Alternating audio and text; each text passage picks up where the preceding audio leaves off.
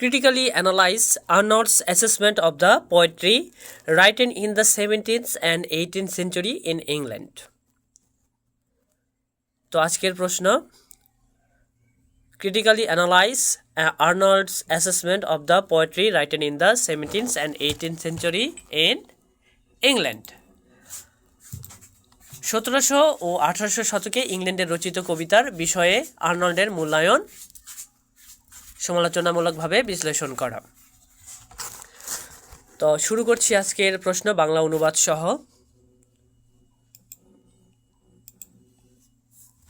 The 18th century occupies an important place in the history of English literature. ইংরেজি সাহিত্যের ইতিহাসে অষ্টাদশ শতাব্দী একটি গুরুত্বপূর্ণ স্থান দখল করে আছে। ইংরেজি সাহিত্যের ইতিহাসে অষ্টাদশ শতাব্দী একটি গুরুত্বপূর্ণ স্থান দখল করে আছে। It is called the Augustan period of English literature. এটিকে বলা হয় অগাস্টান পিরিয়ড, অগাস্টানের সময় ইন ইংলিশ লিটারেচার, ইংরেজি সাহিত্যের মধ্যে। But the title neo classical age is often challenged by critic. কিন্তু নিও ক্লাসিক্যাল যুগ এই নামটি প্রায়শই সমালোচকদের দ্বারা প্রশ্নবিদ্ধ হয়েছে। একে ইংরেজি সাহিত্যের অগাস্টান যুগ বলা হয়, কিন্তু নিও ক্লাসিক্যাল যুগ এই নামটি প্রায়শই সমালোচকদের দ্বারা প্রশ্নবিদ্ধ হয়েছে। Matthew Arnold, A devoted disciple of classical period, makes a different evaluation of the 18th century. ধ্রুপদী যুগের একনিষ্ঠ শিষ্য ম্যাথিউ আর্নল্ড অষ্টাদশ শতাব্দীর সম্পর্কে ভিন্ন মূল্যায়ন করেছেন।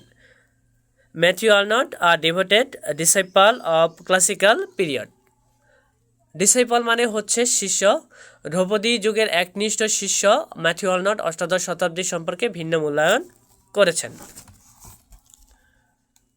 ধ্রুপদী যুগের একনিষ্ঠ শিষ্য ম্যাথিউ আর্নল্ড অষ্টাদশ শতাব্দী সম্পর্কে ভিন্ন মূল্যায়ন করেছেন।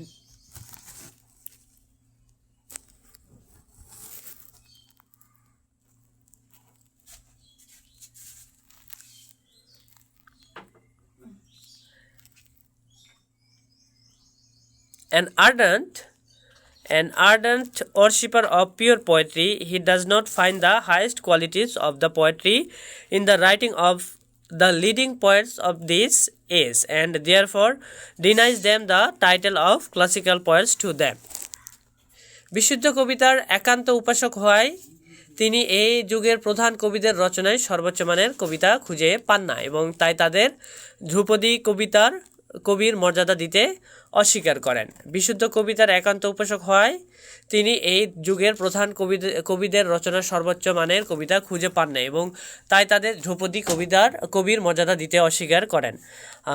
তিনি এই কবিতার বিষয়বস্তু খুঁজে পান না বলতে তিনি প্রত্যেকের কবিতার মধ্যে ওই যে থার্সটনের যে সূত্রটা আছে থার্সটন প্রয়োগ করতে বলেছেন, এবং থার্সটন প্রয়োগ করার ফলেই তিনি সকলের কবিতার মধ্যে, অর্থাৎ তিনি যে কয়জনের কথা উল্লেখ করেছেন কারো কবিতার মধ্যেই সেই সর্বোচ্চ মানের কবি তার যে কোয়ালিটি সেটা খুঁজে পান না।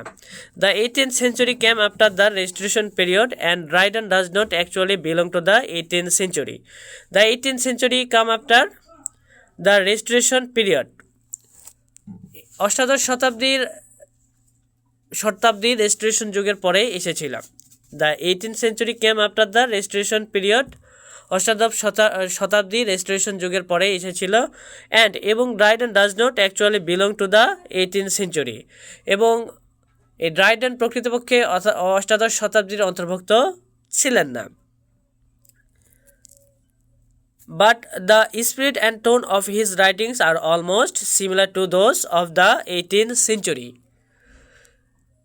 কিন্তু তার রচনার ভাব, সুর অষ্টাদশ শতাব্দীর লেখকদের মতোই ছিল।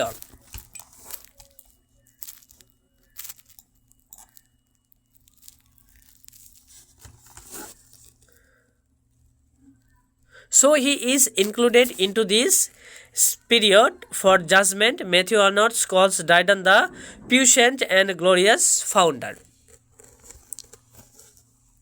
সো হি ইজ ইনক্লুডেড, তাই সে অন্তর্ভুক্ত হয় ইনটু দ্য পিরিয়ড, এই সময়ে, ফর জাজমেন্ট, বিচার করতে। ম্যাথিউ আর্নল্ড কলস ড্রাইডন, ম্যাথিউ আর্নল্ড ড্রাইডনকে বলেছিলেন the puissant and glorious founder and Pope, the splendid high priest of the age of prose and reason of our excellent and indispensable 18th century. Matthew Arnold ড্রাইডনকে শক্তিশালী ও গৌরবময় প্রতিষ্ঠাতা বলে অভিহিত করেছেন এবং পোপকে গদ্য যুক্তির যুগের আমাদের চমৎকার ও অপরিহার্য অষ্টাদশ শতাব্দীর জাঁকজমকপূর্ণ মহাযাজক বলেছেন। এখানে হাই প্রিস্ট মানে মহাযাজক, দ্য স্প্লেন্ডিড চমৎকার, হাই প্রিস্ট মানে মহাযাজক, of the age of prose and reason of our excellent and indispensable মানে অপরিহার্য 18th সেঞ্চুরি। ম্যাথিউ আর্নল্ড ড্রাইডনকে শক্তিশালী গৌরবময় প্রতিষ্ঠাতা বলে অভিহিত করেছেন এবং পোপকে গদ্য ও যুক্তির যুগের আমাদের চমৎকার ও অপরিহার্য অষ্টাদশ শতাব্দীর জাঁকজমকপূর্ণ মহাযাজক বলেছেন, high priest. But they are not the verse of men whose criticism of life has high seriousness. কিন্তু তারা সেই কবিদের দলে পড়ে না যাদের জীবন সমালোচনার মধ্যে উচ্চ গম্ভীর্য আছে।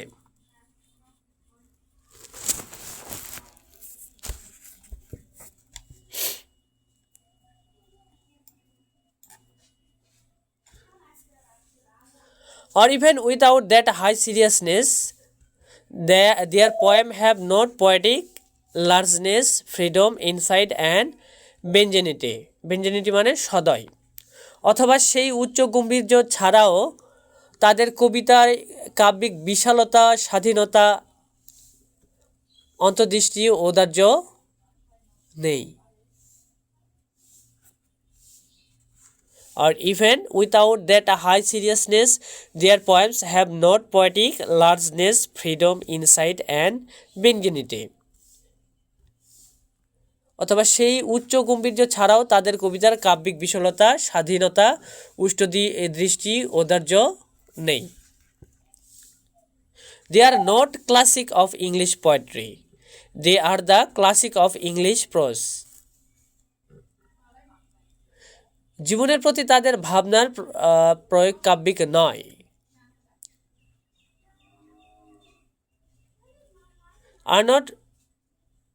They are not classic of English poetry. They are the classic of English prose.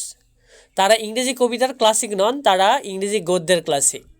Arnold holds that their poetry is conceived and composed in their wits. Genuine poetry is conceived and composed in the soul. Arnold মনে করেন যে তাদের কবিতার বুদ্ধি দিয়ে ভরপুর, তাদের কবিতা বুদ্ধি দিয়ে ভাবা ও রচিত, কিন্তু প্রকৃত কবিতা আত্মা দিয়ে ভাবা ও রচিত হয়।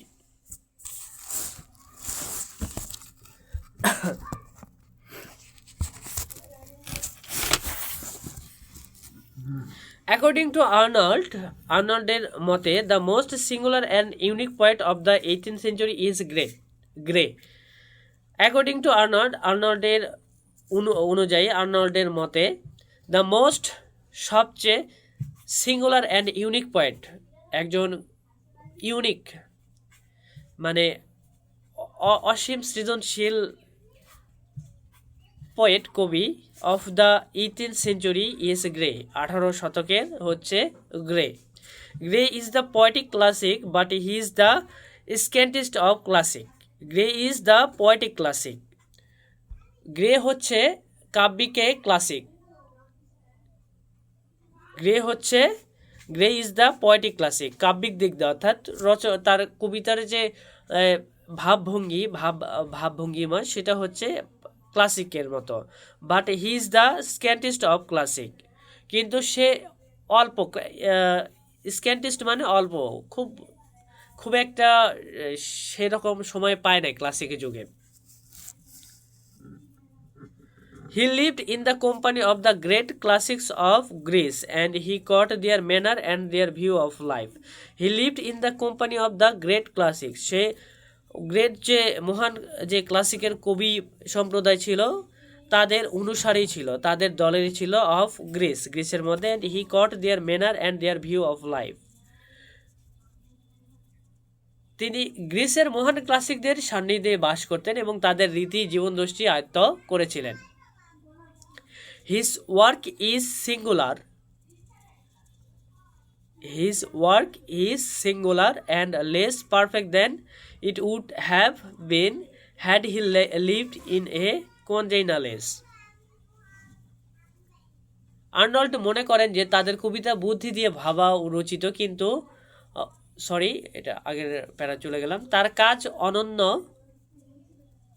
His work is singular and less perfect than it would have been had he lived in a congenial age.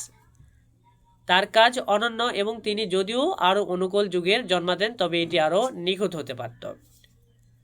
তার কাজ অনন্য, তার কাজ মানে তার কাজটা অসাধারণ। His work is singular, singular দ্বারা এখানে অনন্য বোঝাইছে। তার কাজ অসাধারণ বা চমৎকার, বা গুটি কয়েক কবিতার মধ্যে অর্থাৎ 1000 মানুষের মধ্যে একজনকে যেভাবে বেছে নেওয়া যায় সেরকম একটা কথা। হিজ ওয়ার্ক ইজ সিঙ্গুলার, তার কবিতা হচ্ছে একনিষ্ঠ।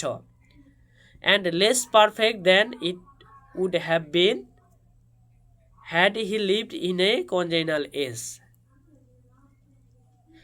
তার কাজ অনন্য এবং তিনি যদিও আরও অনুকূল যুগে জন্মাতেন তবে এটি আরও নিখুঁত হতে পারত। Towards the end of the 18th century, অষ্টাদশ শতাব্দীর শেষের দিকে রবার্ট বার্নস একজন স্কটিশ কবি appeared in the sky of English literature, আবির্ভূত হয় in the sky of English literature, ইংরেজি সাহিত্যের আকাশে। He writes poems in English and Scottish language, সে কবিতা লিখেছিল ইংরেজি এবং স্কটিশ ভাষায়।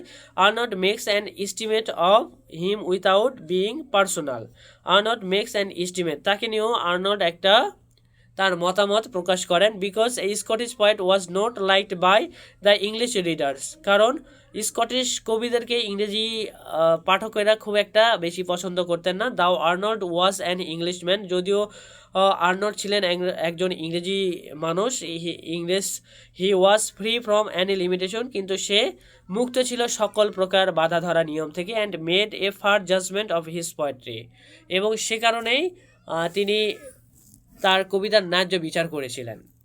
Burns poems in English are not very important, বার্নসের যে কবিতাগুলো আছে ইংরেজি সাহিত্যের মধ্যে সেগুলো খুব একটা গুরুত্বপূর্ণ নয়। বিকজ দিস পোয়েমস, কারণ সেই কবিতাগুলো ডো নট পজেসেস, জ্ঞাপন করে দ্য অ্যাকসেন্ট উচ্চারণ অফ দ্য গ্রেট পোয়েট্রি, তার কবিতার যে ভাষাগুলো সেগুলো ভঙ্গিমাগুলো খুব একটা হাই কোয়ালিটির না। Arnold remarks that Burns himself had a very low opinions of his English poems. Arnold নিজেই মনে করে দেয় বার্নস তার কাছে had a very low opinion, খুব একটা যে বার্নসের কবিতা তিনিও একটা বিশাল কিছু ভাবে দেখতেন তেমনটা ছিল না, সেই কথাই বলছেন এখানে। Burns remarks that this English song gravel me to death, এটা হচ্ছে একটা চমৎকার line. Burns remarks that this English song gravel me to death, এই ইংরেজি গানগুলো আমার কাছে মৃত্যুর যন্ত্রণার মতো মনে হতো।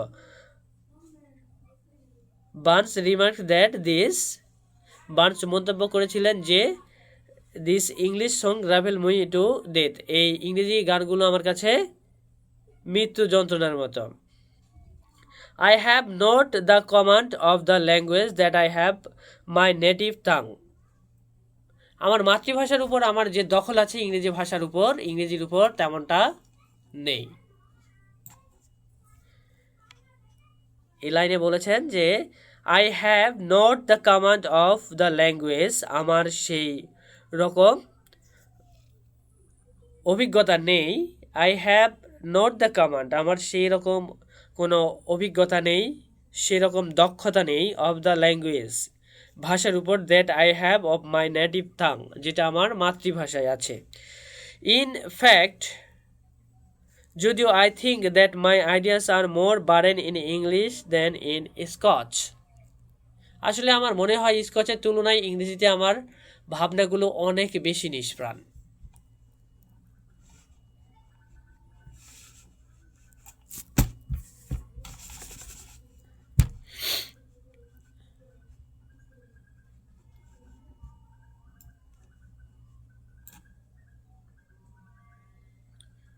I think that my ideas are more barren in English than in Scotch. আমার মনে হয় স্কচের তুলনায় ইংরেজিতে আমার ভাবনাগুলো অনেক বেশি নিষ্প্রাণ। In his poetry, we do find the application of ideas to life, and also that his application is powerful one made by man of vigorous মানে জোরালো, understanding and mastery of language. তার কবিতায় আমার জীবনের প্রতি ভাবনার প্রয়োগ তার কবিতায় আমরা জীবনের প্রতি ভাবনার প্রয়োগ দেখতে পাই এবং সেই প্রয়োগটি শক্তিশালী এবং যা একজন প্রাণবন্ত বোঝাপড়া ও ভাষার উপর দখল রাখা মানুষের দ্বারা করা হয়েছে। ইন হিজ পোয়েট্রি তার কবিতার মধ্যে we do find application of ideas to life জীবন সম্পর্কে আমরা জানতে পারি and also that his application is powerful one তার যে অনুভূতি প্রকাশটা made by man of vigorous understanding and mastery of language সেই রকম একজন মানুষই পারবে যে সেই ভাষার উপর একটা সুন্দর দখল রেখেছে। He also has truth of substance তার মধ্যে বাস্তবতার তার মধ্যে বস্তুর সত্যতাও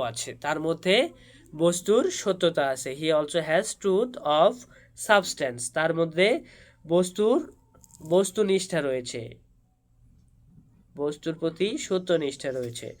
Burns is by far the greater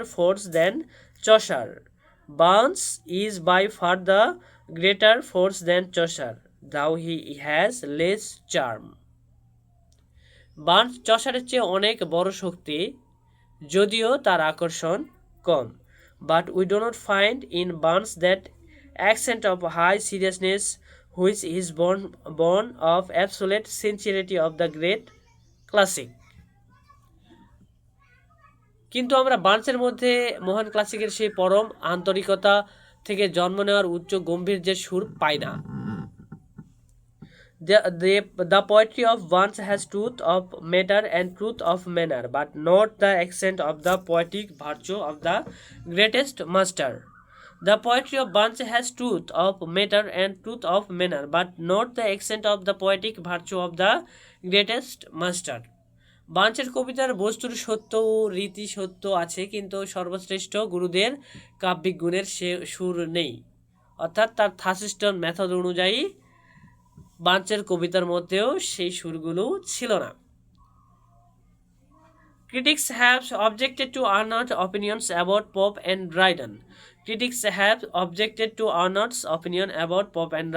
Dryden. সমালোচকরা আর্নল্ডের চোখে যে পোপ এবং ড্রাইডন যে দৃষ্টিতে সমালোচকদের চোখে তেমনটা সুবিধার মনে হতো না, অর্থাৎ ড্রাইডেন ও পোপ সম্পর্কে আর্নল্ডের মতামতের বিরোধিতা করতেন সবসময় সমালোচকরা। Because they wrote poems of the highest qualities in different aspects. কারণ তারা বিভিন্ন দিক থেকে সর্বোচ্চ মানের কবিতা লিখেছেন। Above all, Arnold's estimates of Dryden's, Pope, Gray and Barnes is in conformity with his theory of criticism.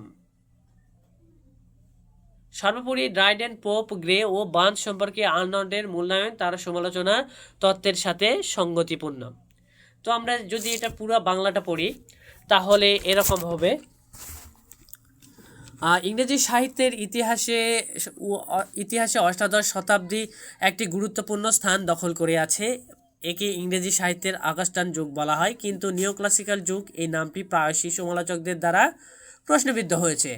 ধ্রুপদী যুগের একনিষ্ঠ শিষ্য ম্যাথিউ আর্নল্ড অষ্টাদশ শতাব্দীর সম্পর্কে ভিন্ন মূল্যায়ন করেছেন। বিশুদ্ধ কবিতার একান্ত উপাসক হয় তিনি এই যুগের প্রধান কবিদের রচনা সর্বোচ্চ মানের কবিতা খুঁজে পান না এবং তাই তাদের ধ্রুপদী কবির মর্যাদা দিতে অস্বীকার করেন। অষ্টাদশ শতাব্দী রেস্টোরেশন যুগের পরে এসেছিল এবং ড্রাইডেন প্রকৃতপক্ষে অষ্টাদশ শতাব্দীর অন্তর্ভুক্ত না হলেও তার রচনার ভাব সুর অষ্টাদশ শতাব্দীর লেখকদের মতোই, তাই বিচারের ক্ষেত্রে তাকে এই যুগের অন্তর্ভুক্ত করা হয়। ম্যাথিউ আর্নল্ড ড্রাইডেনকে শক্তিশালী ও গৌরবময় প্রতিষ্ঠাতা বলে অভিহিত করেছেন এবং পোপকে গদ্য ও যুক্তির যুগের আমাদের চমৎকার ও অপরিহার্য অষ্টাদশ শতাব্দীর জাঁকজমকপূর্ণ মহাযাজক বলেছেন। কিন্তু তারা সেই কবিদের দলে পড়েন না যাদের জীবন সমালোচনার মধ্যে উচ্চ গম্ভীর্য আছে, অথবা সেই উচ্চ গম্ভীর্য ছাড়াও তাদের কবিতার কাব্যিক বিশালতা, স্বাধীনতা, অন্তর্দৃষ্টি ও ঔদার্য নেই। জীবনের প্রতি তাদের ভাবনার প্রয়োগ কাব্যিক নয়। তারা ইংরেজি কবিতার ক্লাসিক নন, তারা ইংরেজি গদ্যের ক্লাসিক। আর্নল্ড মনে করেন যে তাদের কবিতা বুদ্ধি দিয়ে ভাবাও রচিত, কিন্তু প্রকৃত কবিতা আত্মা দিয়ে ভাবাও রচিত হয়। আর্নল্ডের মতে অষ্টাদশ শতাব্দীর সবচেয়ে ব্যতিক্রমী অনন্য কবি হলেন গ্রে কাব্যিক ক্লাসিক, অর্থাৎ কবিতার দিক দিয়ে ক্লাসিক, কিন্তু তিনি ক্লাসিকদের মধ্যে সবচেয়ে অল্প সময় ছিলেন বা সর্বশেষ ক্লাসিক ছিলেন। তিনি গ্রিসের মহান ক্লাসিকদের সান্নিধ্যে বাস করতেন এবং তাদের রীতি জীবনদৃষ্টি আয়ত্ত করেছিলেন। তার কাজ অনন্য এবং তিনি যদি আরও অনুকূল যুগে জন্মাতেন, অর্থাৎ আরও আগে জন্মাতেন, তবে এটি আরও নিখুঁত হতে পারত। অষ্টাদশ শতাব্দীর শেষের দিকে একজন স্কটিশ কবি রবার্ট বার্নস ইংরেজি সাহিত্যের আকাশে আবির্ভূত হন। তিনি ইংরেজি স্কটিশ ভাষায় কবিতা লেখেন। আর্নল্ড ব্যক্তিগত না হয়েও তার মূল্যায়ন করেন, কারণ ইংরেজ পাঠকরা একজন স্কটিশ কবিকে পছন্দ করত না। যদিও আর্নল্ড একজন ইংরেজ ছিলেন, তিনি যে কোনো সীমাবদ্ধতা থেকে মুক্ত ছিলেন এবং তার কবিতার ন্যায্য বিচার করেছিলেন। বার্নসের ইংরেজি কবিতাগুলো খুব গুরুত্ব নয়, কারণ এই কবিতাগুলোতে মহান কবিতার সেই সুর নেই, কবিদের সেই কবিতার সুর নেই। আর্নল্ড মন্তব্য করেন যে বার্নস নিজেই তার ইংরেজি কবিতা সম্পর্কে খুব নিচু ধারণা পোষণ করতেন। বার্নস মন্তব্য করেছিলেন যে এই ইংরেজি গানগুলো আমার কাছে মৃত্যু যন্ত্রণার মতো।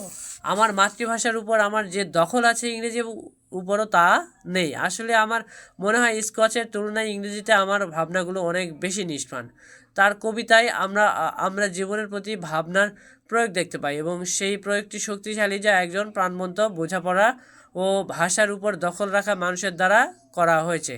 তার মধ্যে বস্তুর সত্যতাও আছে। বার্নস চসারের চেয়ে অনেক বড় শক্তি, যদিও তার আকর্ষণ কম, কিন্তু আমরা বার্নসের মধ্যে মহান ক্লাসিকদের সেই পরম আন্তরিকতা থেকে জন্ম নেওয়া উচ্চ গম্ভীর্য সুর পায় না। বার্নসের কবিতায় বস্তুর সত্য, রীতির সত্য আছে, কিন্তু সর্বশ্রেষ্ঠ গুরুদের কাব্যিক গুণের সুর নেই।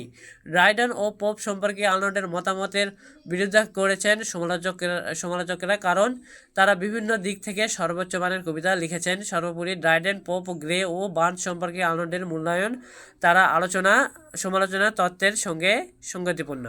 এখানে আমাদের সবসময় যে বিষয়টা মনে রাখতে হবে প্রশ্নের মধ্যে, সেটা হচ্ছে অষ্টাদশ শতাব্দী অর্থাৎ ক্লাসিক্যাল পিরিয়ডটা আমাদেরকে যেটা মনে রাখতে হবে সেটা হচ্ছে নিও ক্লাসিক্যাল এজের কথা।